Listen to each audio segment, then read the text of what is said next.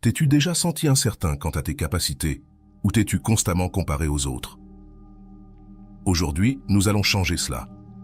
Je t'apporte un sujet que nous avons tous besoin d'entendre, l'importance de l'estime de soi dans nos vies.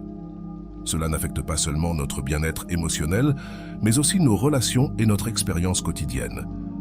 Alors, reste jusqu'à la fin, car j'ai un défi spécial pour toi. Bienvenue sur Vision Stoïcienne. C'est toujours un plaisir de me connecter avec vous, en partageant des idées profondes issues du vaste monde. N'oubliez pas de cliquer sur « J'aime », de partager cette vidéo avec vos proches, de vous abonner à notre chaîne et d'activer la cloche de notification pour rester informé de nos contenus les plus récents. Chaque geste compte pour nous aider à faire grandir cette communauté dédiée à la sagesse et à l'épanouissement. L'estime de soi, bien qu'elle ait toujours été importante, n'a pas toujours reçu l'attention qu'elle mérite. Depuis notre enfance jusqu'à aujourd'hui, elle est passée d'une notion secondaire à l'un des piliers essentiels de notre personnalité et de notre stabilité émotionnelle. Mais savais-tu que l'estime de soi ne concerne pas seulement notre apparence dans le miroir? Elle va bien au-delà, englobant le physique, le mental, le social et le familial. Si tu as déjà ressenti des doutes sur ta capacité, des difficultés à reconnaître ta valeur ou si tu te compares constamment aux autres, c'est le moment de changer cela. Dans ce message d'aujourd'hui, tu découvriras 5 caractéristiques d'une faible estime de soi et comment les aborder, en plus d'outils pratiques pour la renforcer. De la restructuration cognitive aux soins personnels, ces conseils t'aideront à construire une estime de soi plus solide et plus saine. L'importance de l'estime de soi dans notre vie est fondamentale. Si nous permettons qu'elle s'affaiblisse et que nous négligeons le dialogue interne que nous avons avec nous-mêmes, nous pouvons profondément affecter notre expérience quotidienne, notre bien-être émotionnel et nos relations avec les autres. Bien que l'estime de soi soit un sujet pertinent depuis des décennies, je me souviens que dans mon enfance, elle n'avait pas la même importance qu'aujourd'hui. Autrefois, les gens pouvaient se sentir en sécurité et fiers d'eux-mêmes sans se concentrer autant sur l'estime de soi. Cependant, de nos jours, il est reconnu que l'estime de soi est l'un des piliers essentiels de la personnalité et de la stabilité émotionnelle. Personnellement, j'ai consacré beaucoup d'efforts à renforcer mon estime de soi, en reconnaissant et en travaillant sur mes insécurités. L'estime de soi ne se limite pas à la perception de soi dans le miroir. Elle englobe le physique, le mental, le social et même le familial. C'est un concept vaste et multifacette et atteindre une estime de soi parfaite n'est pas l'objectif. Il n'y a pas de raison de s'inquiéter si tu fais face à des complexes ou à des défis personnels, car nous traversons tous des situations similaires. L'estime de soi a été un sujet de conversation depuis 1890, lorsque William James l'a mentionné pour la première fois. En essence, avoir de l'estime de soi, c'est croire en soi et avoir confiance en ses capacités. Si l'estime de soi n'est pas bien fondée, et si notre manière de communiquer avec nous-mêmes n'est pas positive, cela peut avoir un impact significatif sur nos vies. Pour identifier si nous nous identifions à une faible estime de soi, il est important de connaître les caractéristiques que présentent généralement les personnes avec ce profil. Voici 5 caractéristiques principales que nous pourrions observer en nous-mêmes.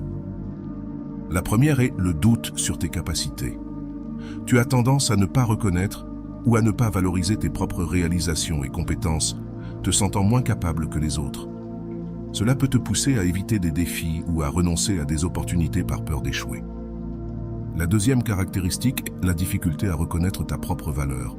Si tu éprouves une faible estime de soi, il est probable que tu trouves difficile de reconnaître et de croire en ta propre valeur en tant qu'individu. Cette difficulté peut se refléter dans le fait d'accepter moins que ce que tu mérites dans tes relations avec les autres, dans diverses situations, et même dans la minimisation de tes propres besoins. Les relations dépendantes ou toxiques peuvent surgir de ce manque de confiance en soi, t'amenant à rechercher approbation et affection de manière peu saine. Ce qui peut à son tour entraîner des relations dans lesquelles tu ne te sens pas pleinement réalisé, mais il te semble compliqué de t'en libérer par peur de la solitude ou de te sentir encore moins précieux.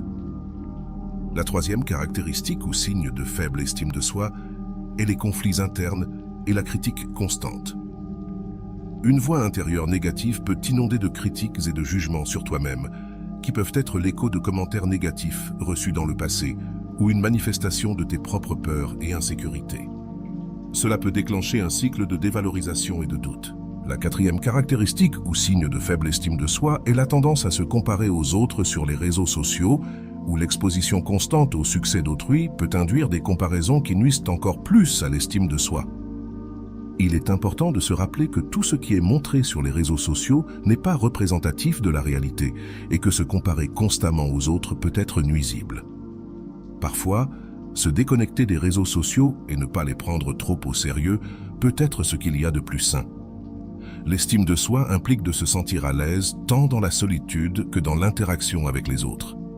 Une personne ayant une bonne estime de soi n'est pas quelqu'un d'exempt de problèmes ou de souffrances, mais quelqu'un de conscient de ses faiblesses et insécurités qui s'efforce de les surmonter.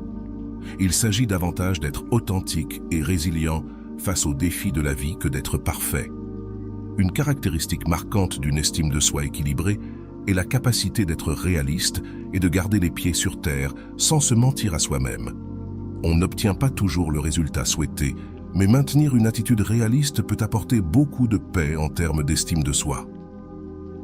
Dans les relations sociales équilibrées, il ne s'agit pas simplement de rester dans des situations conflictuelles et toxiques qui sont souvent indicatives d'insécurité sous-jacente. En revanche, dans des relations saines, il est important d'aborder les désaccords par un dialogue ouvert au lieu de les éviter. J'aimerais partager avec toi quelques outils pratiques qui t'aideront à améliorer ton estime de soi. Commençons par le premier outil. Travailler avec notre esprit, nos idées et nos croyances sur nous-mêmes. Elles se forment dans ce coin interne de notre esprit. Un esprit bien entraîné peut être notre meilleur allié dans la croissance personnelle et l'auto-acceptation. En revanche, un esprit qui ne se remet pas en question peut perpétuer des schémas négatifs qui affectent notre estime de soi. La restructuration cognitive est une méthode puissante qui nous permet de façonner notre esprit en remplaçant ces pensées négatives ancrées par des perspectives plus positives et réalistes. Par exemple, si tu te trouves face à un défi et que ta voix intérieure te dit « rien ne me réussit », tu peux appliquer la restructuration cognitive. D'abord, reconnais que cette pensée est une distorsion. Ensuite, interroge sa validité en cherchant des preuves contraires. As-tu vraiment jamais réussi quelque chose? Souviens-toi de ces moments de succès pour contrebalancer les pensées négatives et les transformer en quelque chose qui te pousse en avant. Enfin, change cette pensée par une plus équilibrée, en acceptant tes erreurs avec amour et en comprenant que la perfection n'existe pas, mais que le progrès, lui, existe. Valorise-toi pour ton effort et ta dévotion, pas seulement pour les résultats.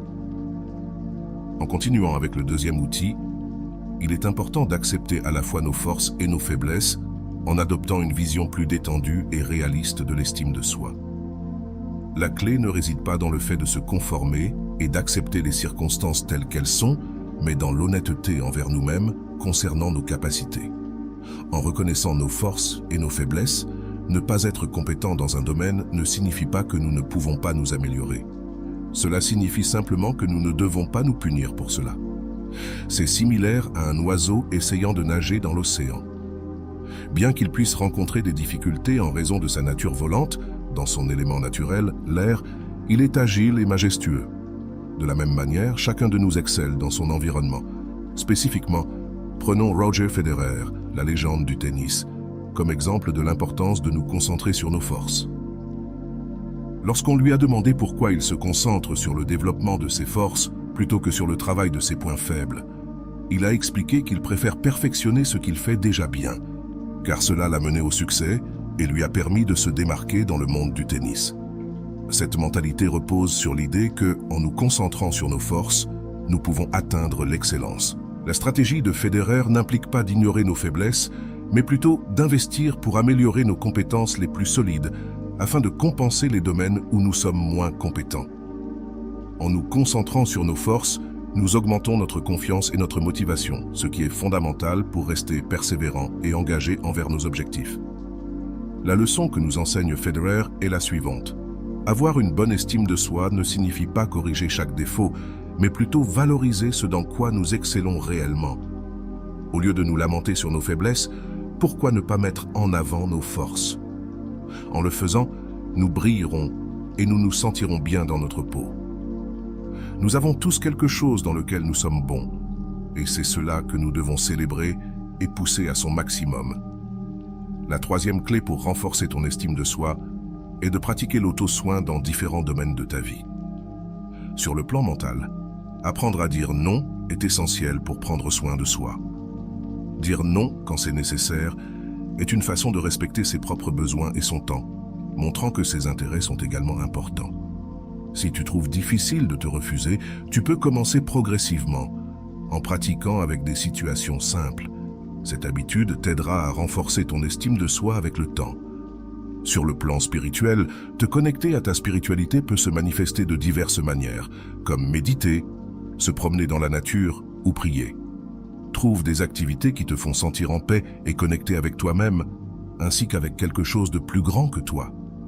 Intègre ces pratiques dans ta routine quotidienne pour nourrir ton estime de soi. L'auto-soin social implique d'être sélectif avec les personnes que tu laisses entrer dans ta vie. S'il y a des individus qui te drainent constamment ou qui ne respectent pas tes limites, il est important de reconsidérer ces relations. S'entourer de personnes qui te soutiennent et te motivent est vital pour ton estime de soi. En ce qui concerne l'aspect physique, respecter ton corps et ses limites est une manifestation d'amour de soi qui renforce l'idée que ton bien-être est une priorité. Imagine ton corps comme un jardin qui doit être arrosé et entretenu. Tout ce que tu consommes devient une partie de toi. Si tu nourris ton jardin avec de la malbouffe, c'est comme arroser tes plantes avec de l'eau sale. En revanche, si tu choisis des aliments riches en vie et en nutriments, tu verras ton énergie fleurir. Il ne s'agit pas seulement de nourriture, cela implique également de bouger, de s'étirer et de renforcer le corps. Si tu as du mal à maintenir des habitudes saines, commence par de petits pas, changements, mais constants. Opte pour une promenade quotidienne ou choisis des aliments plus nutritifs lors de ton prochain repas. Pense-y de cette façon. Si tu traites ton corps avec amour et respect, il te le rendra sous forme de vitalité. Sur le plan professionnel, l'auto-soin se manifeste en établissant des limites claires entre le travail et la vie personnelle. Je t'invite à prendre quelques minutes pour réfléchir à cette question. Combien de fois as-tu sacrifié ton temps personnel pour des exigences professionnelles? Apprendre à déconnecter et à dire non aux demandes excessives est crucial pour maintenir un équilibre sain. C'est un acte de respect envers soi-même qui signale que ton énergie et ton bien-être sont fondamentaux. Si tu as du mal à établir ces limites, commence par définir des horaires spécifiques pour le travail et des moments de repos. Observe comment cette pratique améliore ton estime de soi et ton rendement professionnel. L'auto-soin, c'est un grand acte d'amour. C'est le fondement sur lequel nous construisons une estime de soi saine et une vie épanouie. Chaque fois que tu es confronté à une décision, pose-toi la question suivante. Est-ce que je priorise mon auto-soin et mon amour de soi avec ce choix? Rappelle-toi que chaque pas vers l'auto-soin te propulse vers une version plus complète de toi-même. Es-tu prêt pour le défi? Le voici. Je veux que tu rédiges en commentaire une liste de 3 choses que tu aimes chez toi et que tu les partages avec quelqu'un de confiance par WhatsApp ou sur un autre réseau social. Cet exercice simple signifiera que tu travailles sur toi et la seule façon de changer est de travailler sur soi. J'espère que tu as trouvé ce message inspirant. Si tu l'as aimé, clique sur j'aime. Et je t'invite maintenant à t'abonner à la chaîne pour recevoir plus ce type de contenu.